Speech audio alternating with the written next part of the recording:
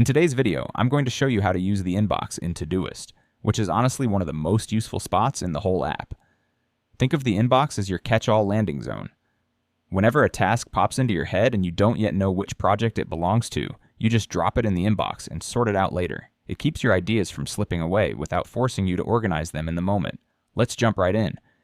Over in the sidebar on the left, you'll see Inbox near the top. I'll click on it now, and this opens up my inbox view where everything I've quickly captured lives until I'm ready to deal with it.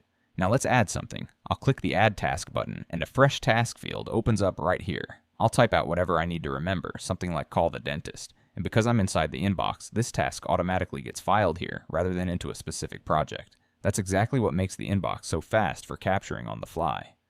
Once it looks right, I'll press enter to save it, and you can see the task drop straight into my inbox list. The real magic comes later.